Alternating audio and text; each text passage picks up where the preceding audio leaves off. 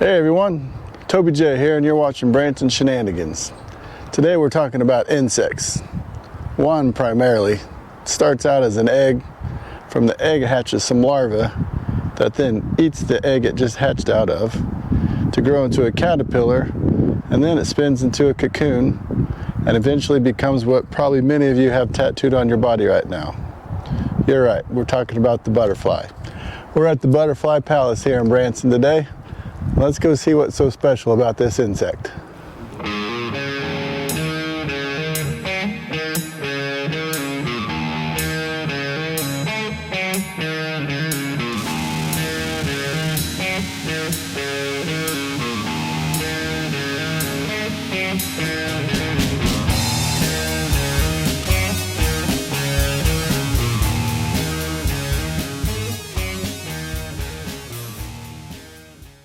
Hello, I'm Toby.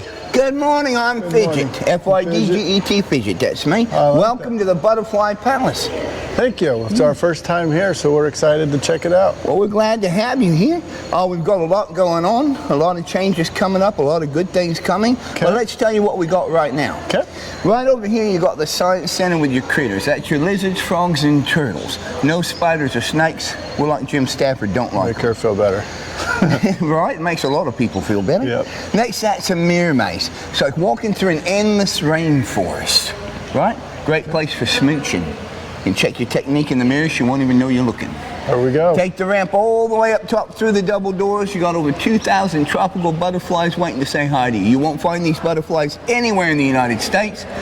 You'd have to go to places like Malaysia, Africa, Australia, Costa Rica, places like that connected to the rainforest to see these specific butterflies. Then next to that's a movie theater showing 2 short films about butterflies, one in 3D about the migration of the monarch butterfly. Okay. Yeah. Now the benefit of coming to the Butterfly Palace and what we're all about is the fact that by you coming here to see these beautiful butterflies from the rainforest, you're helping to support the families that live and work in the rainforest, and by you coming to buy a ticket and see these butterflies, you're helping to save the rainforest one butterfly at a time. Because that money goes to these butterfly farms that are there that we buy from, where the money goes right back into the rainforest, supporting those families and buying land up so they can't destroy it. So you have families living in the rainforest and taking care of butterflies. Those families live right in the middle of the rainforest, and their whole job is to take care of the butterflies and make sure the rainforest is taken care of as well. And so we're very careful to invest only in those butterflies farms where that money goes right back into the rainforest. Huh. Yeah. How do you go about getting that job? Well, that's something that the big dogs do. I just do the talking for them. Yeah? Gotcha.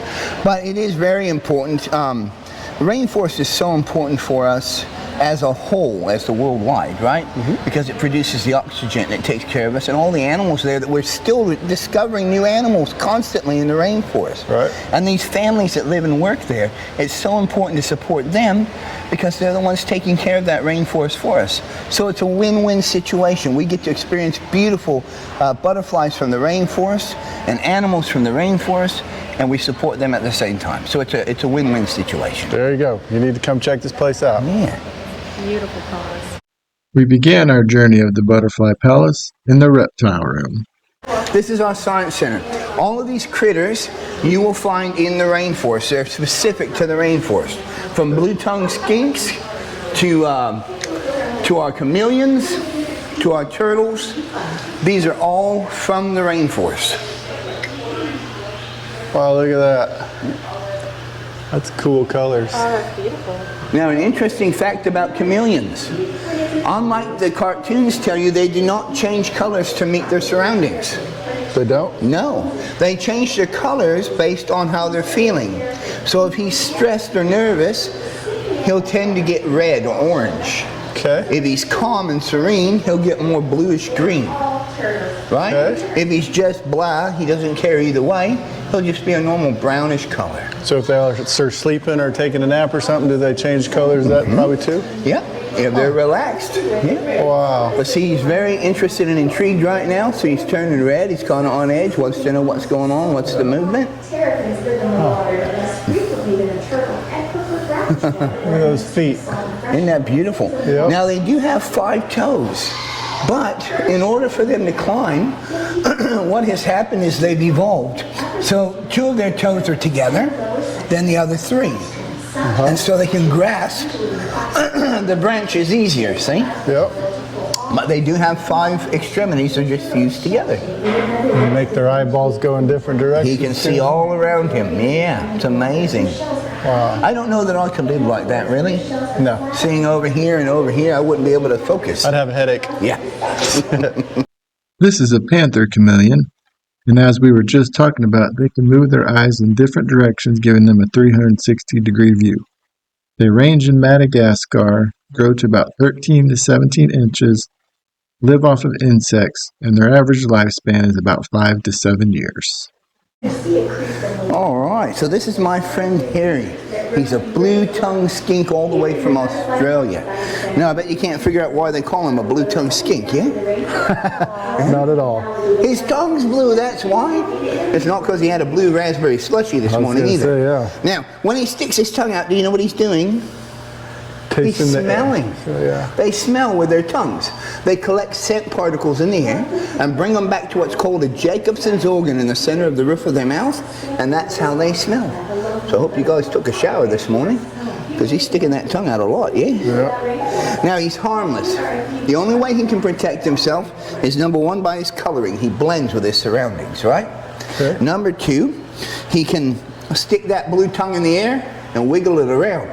Now, in the wild, bright colors mean I'm dangerous, I'm poisonous, stay away, you don't want to mess with me. But he's fibbing. He's harmless, you see. Yeah. The last way he can do it is he can bring those little legs in close to his body and flatten himself out. If he does that, what do you think he looks like? Snake. A snake. Now, Australia is home to some of the most venomous snakes in the world. So most critters know, stay away. You don't want to mess with a snake in Australia, right? Mm-hmm. Now, if worse comes to worse, and you get a critter who's more hungry than he is smart, Harry has one last thing he can do. He doesn't like to do it, but he can drop his tail. And while that tail's flip-flopping around, hopefully Harry can find some place to go and hide and save his life. Wow. Now, he doesn't like to do it because it takes 2 or 3 years to grow that tail back, see? Right. It'll never be as long or as thick, but at least it'll have saved his life. But this is going to be a tree named Woodrow, and he's going to communicate with young people, and well, people in general, but especially children, in real time. So they'll be able to ask him questions, and he'll be able to talk to them and spend time with them, wish them happy birthday or whatever is going on. That'll be cool. So it's going to be really cool. We got a nice big expansion getting ready to happen. We're in the midst of it now. Oh, yeah? We're going to be adding all kinds of wonderful fun things for people to do and see. We're going to make it bigger, bring in more butterflies and more things to do. It's going to be a lot of fun. We'll have to come back. The next year and a half is going to be big. Okay. Now this is the entrance to the mirror maze. It's like walking through a rainforest. Enjoy. I will meet you at the end if you make it through. Okay. Make it through? Well, some people wind up coming back out the entrance. Do they? Have a good time, guys. Thank you. We let Maddox lead us through the mirror maze, and luckily his navigational skills got us through. Hey, you made it out. Next, we took the scenic walk up to the butterfly room, and looking out the windows is a great view over Branson. We also want to point out that at the Butterfly Palace, your tickets are good for 3 days. So if you don't have time to visit the whole place on one day or only a few hours here and there, you can come back within 3 days to see everything. So this is the entrance to the butterflies. Now, we're all about containment here because these butterflies are from other countries. We have to make sure they don't get out. We're USDA regulated. Okay. So it's very important that these butterflies don't get out because they can affect crops and plant life and vegetation that damages it for other creatures that live here and are indigenous to this area. So we're very responsible to make sure they don't get out of here. So, makes sense. When you go through, you got to go through 3 doors of containment.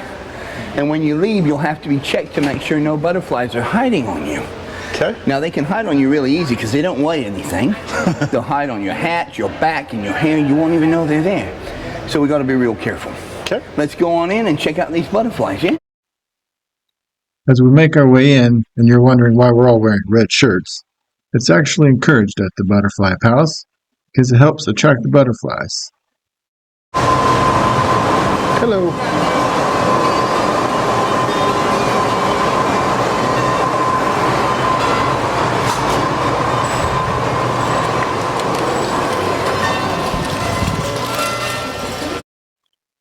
They have these butterfly feeder flowers you can carry around with you to attract the butterflies to you. But for some reason, it's not butter they put in them. So this guy would be a ventral, maybe? I gotta learn to recognize my butterflies. When you're ready, I have a surprise for you. Okay? I've got some brand new butterflies that have just emerged, and I thought you might want to let them go. Yes. Yeah? That would be Come on awesome. over this way.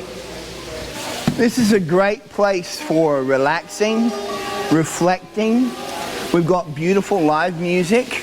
That's one of our hammer dulcimer players there. His name's John. He's been playing for over 40 years. We've got another hammer dulcimer player that does live music. Her name is Ilis, and she's an award-winning hammer dulcimer player. But the music really sets the mood in here for people to just relax and enjoy their surroundings, yeah? We do a lot of different things here as well. We have people that come here and celebrate birthdays, anniversaries. Yesterday we had a proposal. Somebody came in and proposed for marriage. We also deal with people that have lost loved ones, and they like to come here and release butterflies in memory of them. So we can do all of those wonderful things to make people's wishes and dreams and needs come true. That's so we're awesome. able to facilitate all of those things here. Yep. These are brand new butterflies that have just emerged. They've just been born, and you're going to get to help me release them today. Okay. Sound good? Yep. Yeah. We'll let Melissa do this one. Who wants to go first? Right over here, friend. Medics. Hold that with both hands. Look that way. Hold it up like this and smile big.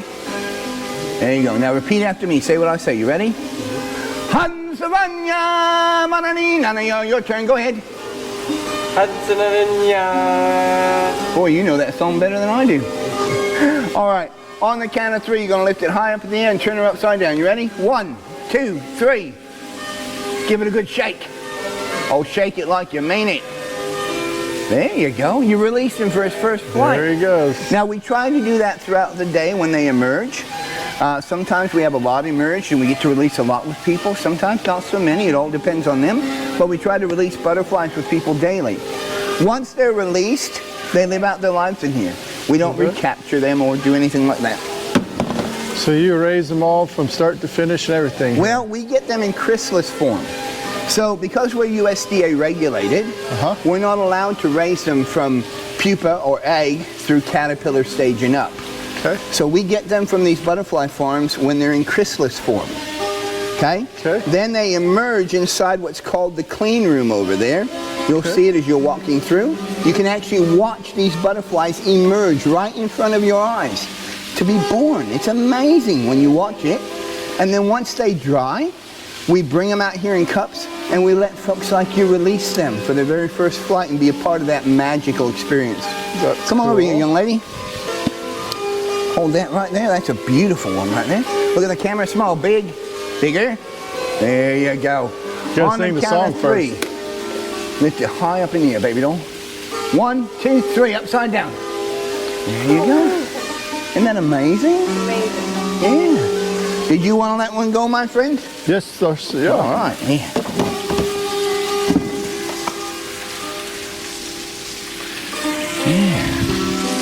We have anywhere from 60 to 80 different species at any given time in here. Wow. And it's always changing and evolving. So you always get to see new butterflies, and you never know from day to day which ones you're going to get to experience in here, which is a whole lot of fun. Because each day you come back is a new experience, which makes those coming back 3 days in a row really worth it, because you're going to have a new experience every time. That's awesome. Right? Lift it high in the air. Okay. On the count of 3, you're going to turn it upside down. But first say, bibbity bobbity boo. Bibbity bobbity boo. Upside down. There you go. Wonderful. Awesome. So Thank you. all of the plant life you see in here is stuff that you would find indigenous in the rainforest. Okay. We do have some birds in here. We have some blue dacnyses and some honey creepers. They're butterfly-friendly birds from the rainforest. Okay. We have a couple of those flying around, so you might catch them while you're in here looking around. If you have any questions, feel free to hunt me down. Otherwise, I'm going to let you kind of wander around, enjoy yourself, do your thing. And when you're all done, we'll meet and I'll take you over to the movie. Okay. Sound good? Thank you very much. Wonderful, of course.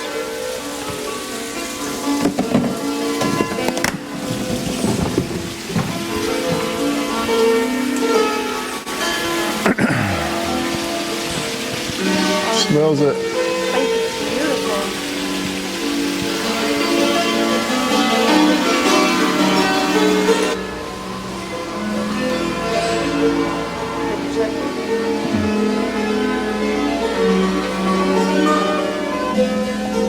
Isn't that amazing? Oh yeah. So cool. So what she's doing right now is she's going through and she's collecting ones that have been merged and that are drying and moving their wings, and she's getting them prepared to bring in here and release them so they can live out their lives.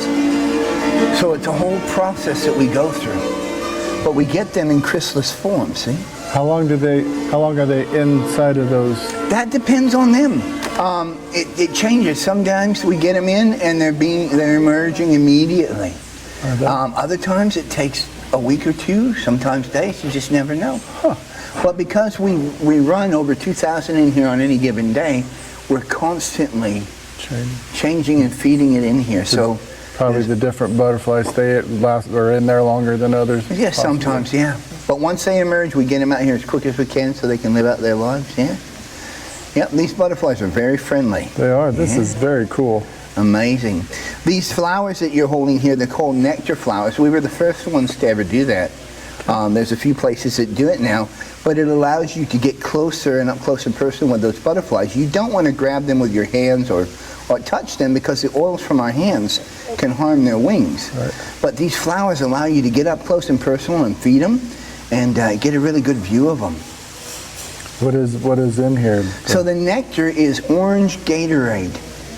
Orange Gatorade. Now you want to use the powdered. You don't want to use the pre-mix because they water that down, right? The powder allows you to make sure they get all those electrolytes and nutrients that the butterflies need. Oh. Yeah, it's amazing. Orange Gatorade. Yeah, How about orange that? Gatorade. The color attracts them, and it's actually good for them. That's cool. And then of course we have live nectar that's in the that we put throughout. And then we have live fruit as well, because there's some butterflies that don't just feed on nectar. Some of them will feed off of fruit and the pulp on the fruit. Does it seem like the bowl with the bananas and strawberries and stuff in it? They Yeah, eat that so too? there's so many different types of butterflies and the way they feed. We're going to make sure we take care of all of them properly. Yeah, so we're really careful to make sure we keep them on a good diet of what they need. Yeah. Cool. You can also get a card down at the register for free that will tell you how to make this nectar with the orange Gatorade, how to measure it out and all that. You can get that for free. Just ask for it down at the register and they'll give you a printed out card. Okay. Is There that we go. something that you can make yourself and like put in your own yard? It sure is, yeah. Yeah. And remember that you want to check, like with the different butterflies, you want to find out what their host plant is, right? So every butterfly has what's called a host plant. That's a plant that they will lay their eggs on, that they will feed on, right? Okay. And if you want butterflies, you need to find out what butterflies are indigenous to your area where you live, right? Which ones live there. And then you want to get plant life that's going to be advantageous to bringing those butterflies to your yard. So like if it's a monarch, you want to get milkweed, because that's what they thrive on. That's what they lay their eggs on and feed on, is milkweed. Okay. But there's different kinds of milkweed for different kinds of areas. So you want to check with your local city government or your local feed store and find out what kind of milkweed for those monarchs. And it's the same with other butterflies. You want to find out what kind of plants are attracting the ones that are indigenous to your area, and then you can help the butterflies by bringing in the flowers that they land on and this nectar. Toby said in the intro that they spin a cocoon, but they actually create a chrysalis, which is seen here. They scare me sometimes flying at me. We continued our journey, picking up even more butterfly knowledge. They're active today. They are. Yeah, I like they're that. active today. Those blue ones, those are great big ones. Those blue ones are from Costa Rica. They're called the blue morpho. But the natives there have another name for them. They call them the wish giver. They believe that each one of those blue butterflies is born with one wish for one person, and that most of the time the two never connect. They say if one lands on you and opens its wings so you can see the beautiful blue inside, you get to make a wish. Ah. Yeah. Come here, butterfly. Yeah. They're one of our most popular butterflies in here. It's the blue morpho. Butterflies, the big ones again. Whoa. I'm looking like my glasses.